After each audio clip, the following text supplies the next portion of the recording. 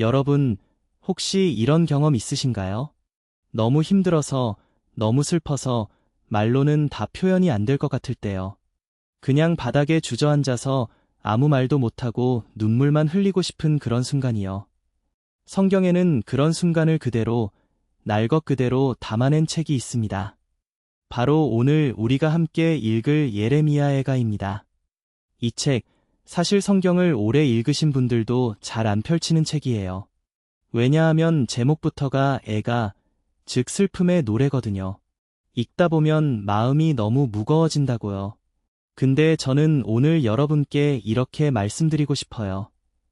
예레미야애가는 단순히 슬픈 책이 아닙니다. 이 책은 가장 깊은 절망의 자리에서 희망을 찾아낸 사람의 이야기예요.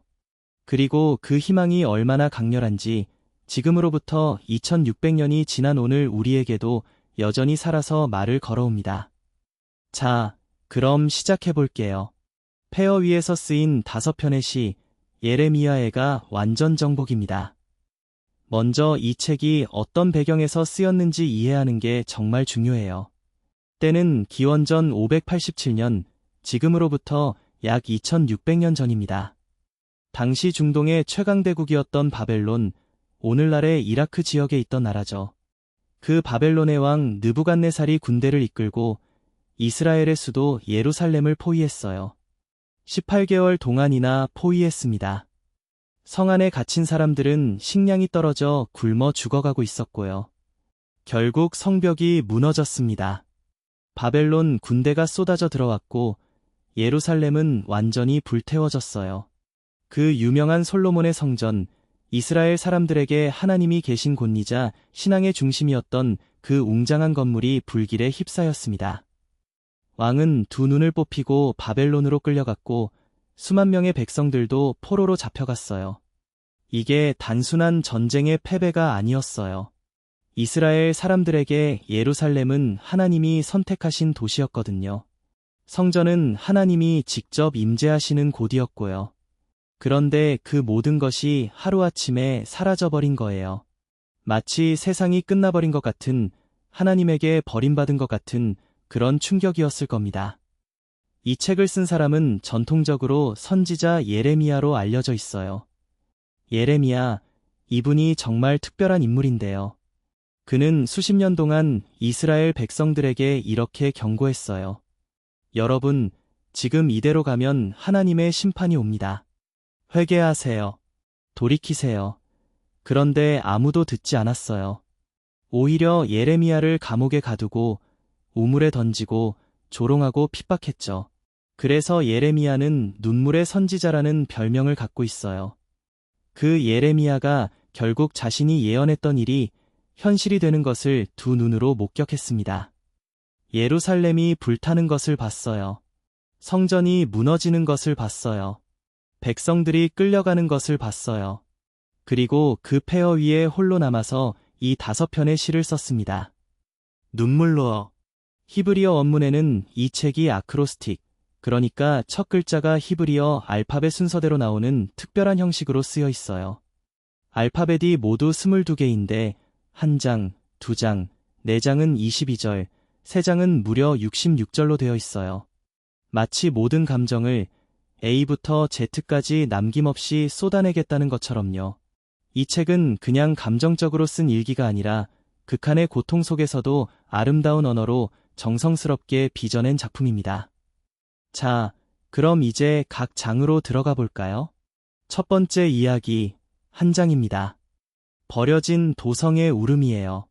1장은 이렇게 시작해요. 슬프다. 이 성읍이여, 옛날에는 사람이 많더니 이제는 어찌 그리 적막히 앉았는고.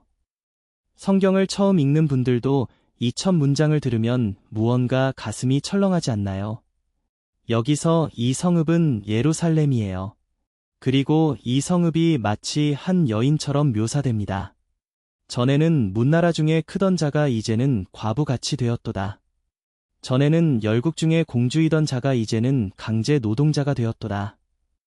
여러분, 이 표현이 얼마나 강렬한지 느껴지시나요? 공주였던 사람이 하루아침에 강제 노동자가 된 거예요. 왕궁에서 화려하게 살던 사람이 폐허 속에서 일하는 노예가 된 거죠. 예루살렘의 추락이 얼마나 극적인지를 이 한 문장으로 표현한 겁니다. 한 장에서는 예루살렘이 직접 말을 하기도 해요.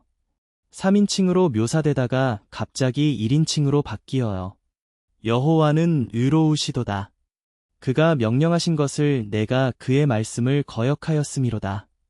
모든 백성들이여 들으라. 내가 받은 슬픔을 보라. 이 장에서 핵심은 예루살렘이 자신의 죄를 인정한다는 거예요.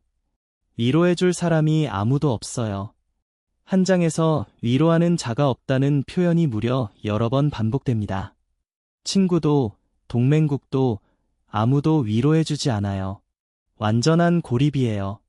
그런데 그 고독 속에서 예루살렘은 하나님만 바라봅니다.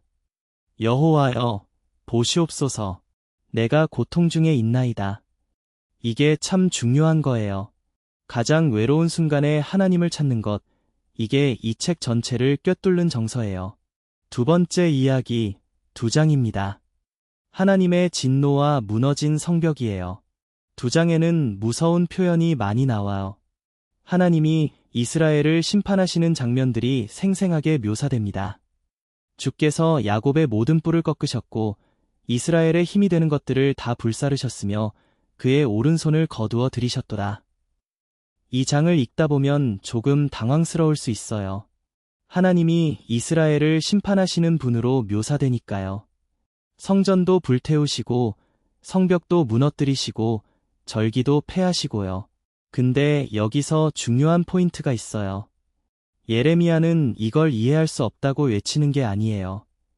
오히려 이 모든 것이 왜 일어났는지를 알고 있어요.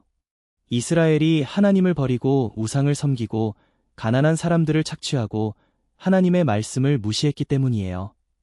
가짜 선지자들이 괜찮아요, 평화가 올 거예요 라고 거짓말을 했고 백성들은 그 말을 믿었어요. 예레미야처럼 진실을 말하는 사람은 무시당했고요. 2장에서 정말 가슴 아픈 장면이 하나 있어요. 길거리에 쓰러진 어린 아이들의 모습이에요. 어린 아이와 젖먹는 아기들이 성읍거리에서 혼미하여 그들의 어미들에게 이르기를 곡식과 포도주가 어디 있느냐 하며 성읍거리에서 상한 자처럼 혼미하여 그들의 어머니 품에서 혼이 떠날 때에 이게 전쟁 중 기근의 실제 모습이에요. 어린 아이가 엄마 품에서 굶어 죽어가는 거예요. 이 장면을 쓰면서 예레미야도 눈물을 흘렸을 거예요. 그는 그냥 멀리서 보고 쓴 게 아니라 직접 그 참혹한 현실을 눈으로 보면서 쓴 거니까요. 2장 끝에서 예레미야는 이렇게 촉구해요. 처녀 시온의 딸이여, 밤낮으로 눈물을 강같이 흘릴지어다.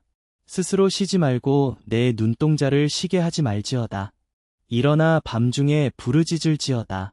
내 마음을 주의 얼굴 앞에 물같이 쏟을지어다. 모든 것을 하나님 앞에 쏟아내라는 거예요. 숨기지 말고 체면 차리지 말고 있는 그대로 다 쏟아내라는 거죠. 세 번째 이야기, 3장입니다.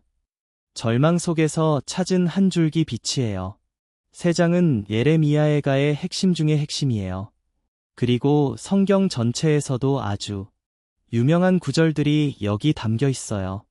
3장은 무려 66절로 되어 있는데 처음에는 정말 어둡게 시작해요.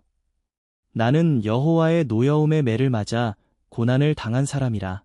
그가 나를 어두움으로 인도하고 빛 가운데는 행하지 않게 하셨도다. 예레미야가 1인칭으로 말하고 있어요. 나는 하나님에게 맡고 있는 것 같아요. 그가 나를 어두움으로 이끌었어요. 빛을 가셨어요. 그리고 계속해서 이어지는 고통의 묘사들.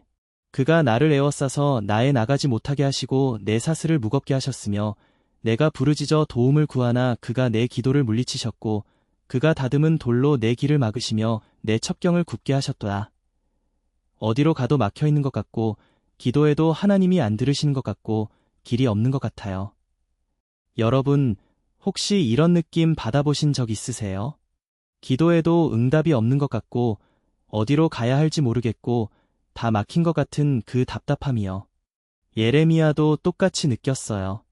성경이 이걸 솔직하게 담아놓은 게 정말 놀랍지 않나요? 그런데요, 3장 중간에 갑자기 전환이 일어나요. 19절에서 20절로 넘어갈 때요. 내 고난과 내가 떠돌며 겪은 쑥과 담즙을 기억하소서. 내 마음이 이를 기억하고 내 속에서 낙심이 되도다. 여기까지는 여전히 어둡죠. 그러다 21절. 내가 이것을 내 마음에 담아두었더니 이것이 나로 바라게 하는 것이라. 갑자기 바람이 생겼어요. 뭘 기억했을까요? 22절부터 23절. 바로 이겁니다. 여호와의 인자와 긍휼이 무궁하심으로 우리가 진멸되지 아니함이니이다. 이것들이 아침마다 새로우니 주의 성실하심이 크시도소이다. 여러분, 이 구절이 얼마나 유명한지 아세요? 많은 분들이 이 구절을 암송하고 이 구절로 위로를 받아요. 인자와 긍휼, 쉬운 말로 하면 사랑과 자비예요. 하나님의 사랑과 자비는 다함이 없고 아침마다 새롭다는 거예요. 매일 아침 새로운 자비가 주어진다는 거죠. 예레미야는 폐허 위에 앉아서 성이 불타는 것을 보면서 이 진리를 붙들었어요. 내 상황은 바뀌지 않았어요. 성은 여전히 무너져 있어요. 백성들은 여전히 끌려갔어요. 하지만 하나님의 사랑은 변하지 않는다는 것을 알았어요. 그리고 25절. 여호와는 그를 바라는 자에게와 그를 찾는 영혼에게 선하시도다. 사람이 여호와의 구원을 바라고 잠잠히 기다림이 좋도다. 잠잠히 기다림이 좋다는 게 참 인상적이에요. 예레미야는 조용히 침묵하면서 하나님을 기다리라고 말해요. 모든 것이 무너졌을 때, 아무것도 할 수 없을 때 그냥 기다리는 것, 그것 자체가 믿음이라는 거예요. 세 장은 또 이렇게 말해요. 주는 영원히 거하시며 주의 보좌는 대대에 이르나이다. 어찌하여 우리를 영원히 잊으시나이까? 어찌하여 우리를 이같이 오래 버리시나이까? 이 부분이 솔직하고 용감한 기도예요. 하나님, 왜 이렇게 오래 잊고 계세요? 라고 직접 묻는 거잖아요. 하나님 앞에 이렇게 솔직하게 물을 수 있다는 것, 이게 바로 진짜 신앙이에요. 겉으로는 괜찮은 척하면서 속으로는 무너지는 게 아니라 하나님 앞에 모든 것을 털어놓는 것이요. 네 번째 이야기, 내장입니다. 시온의 처참한 현실이에요. 내장은 다시 예루살렘의 현실로 돌아옵니다. 그리고 전쟁 전과 전쟁 후를 대조하면서 얼마나 모든 것이 바뀌었는지를 보여줘요. 순금이 어찌 그리 빛을 잃고 정금이 어찌 그리 변하였는가. 성소의 돌들이 거리 어기마다 쏟아졌도다. 성전의 돌들이 거리에 흩어져 있어요. 한때 가장 거룩하고 아름다웠던 것들이 쓰레기처럼 나뒹구는 거예요. 그리고 이어지는 묘사들. 귀하게 자란 자들이 제 더미 위에 앉아 있고 전에는 비단과 자주색 옷을 입던 사람들이 거름 더미를 안고 있어요. 나실인, 그러니까 하나님께 헌신하기로 서약한 사람들이 눈보다 더 희고 우유보다 더 하였는데 지금은 그 형체를 알아볼 수 없을 정도로 까맣게 됐어요. 내장에서 가장 충격적인 묘사 중 하나는 이거예요. 전에는 자비로웠던 어머니들이 자기 자녀를 삶아 먹었도다. 이게 실제로 포위 기간 중에 있었던 끔찍한 일이에요. 극한의 기아 상황에서 벌어진 일이죠. 예레미야는 이 사실을 숨기지 않고 그대로 기록했어요. 내장은 또 가짜 선지자들과 제사장들에 대한 비판도 담고 있어요. 이 모든 것이 예루살렘 선지자들의 죄들과 제사장들의 죄악들 때문이라. 그들이 그 가운데에서 유인의 피를 흘렸도다. 진실을 말하지 않고 백성들이 듣기 좋은 말만 했던 지도자들에 대한 책임을 묻는 거예요. 내장 끝에는 놀라운 반전이 있어요. 시온의 딸이여, 내 죄악의 형벌이 다하였으니 그가 다시는 너를 사로잡아 가지 아니하리로다. 심판이다. 이루어졌다는 거예요. 이제 회복의 시간이 올 것이라는 작은 희망의 문이 열리는 거죠. 다섯 번째 이야기, 5장입니다. 우리의 탄식을 들으소서예요. 5장은 예레미야에가의 마지막 장이에요. 그리고 이 장은 다른 장들과 조금 달라요. 형식이 조금 달라지거든요. 아크로스틱 구조가 없어지고 더 직접적인 기도의 형식을 띄어요. 마치 긴 울음 끝에 하나님 앞에 무릎을 꿇고 조용히 아뢰는 것 같아요. 여호와여, 우리에게 닥친 것을 기억하옵소서. 우리가 받은 수치를 살펴보옵소서. 그리고 현재 이스라엘의 상황을 하나하나 아뢰어요. 땅을 빼앗겼어요. 아버지가 없는 고아가 되었어요. 어머니는 과부가 되었어요. 물도 돈을 주고 사서 마셔야 해요. 나무도 돈을 주고 사야 해요. 원수들이 우리 위에 있어요. 우리는 생명을 걸고 양식을 구해야 해요. 선조들이 죄를 지었는데 우리가 그 결과를 짊어지고 있어요. 이 기도가 얼마나 솔직한지 느껴지시나요? 하나님 앞에 현실을 그대로 다 보고해요. 이것도 힘들고 저것도 힘들고 이 상황도 너무 고통스럽습니다. 라고요. 그런데 13절에서 이런 말이 나와요. 청년들이 맷돌을 치며 어린아이들이 나무에 비틀거렸더라. 자유로워야 할 젊은이들이 무거운 노동에 시달리고 아이들도 힘든 일을 해야 하는 현실이에요. 그리고 15절. 우리 마음에 즐거움이 없어졌고 우리의 춤은 슬픔이 되었으며 우리의 머리에서 면류관이 떨어졌사오니 이제 우리에게 화 있을진저 우리가 범죄하였음이니이다. 여기서 중요한 고백이 나와요. 우리가 죄를 지었다는 거예요.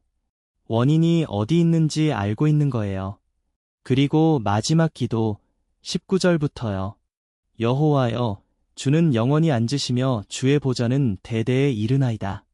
주께서 어찌하여 우리를 영원히 잊으시나이까? 우리를 이같이 오랫동안 버리시나이까? 그리고 21절, 이 책의 거의 마지막 부분이에요. 여호와여, 우리를 주께로 돌이키소서. 그리하시면 우리가 돌이키겠사오니 우리의 날들을 다시 새롭게 하사 옛적 같게 하옵소서. 이게 진짜 기도예요. 우리를 당신께로 돌이켜주세요. 그러면 우리가 돌이키겠습니다. 인간의 의지만으로는 안 된다는 걸 알고 있어요. 하나님이 먼저 이끌어 주셔야 한다는 거예요. 그런데 마지막 두 절이 좀 당황스러울 수 있어요. 주께서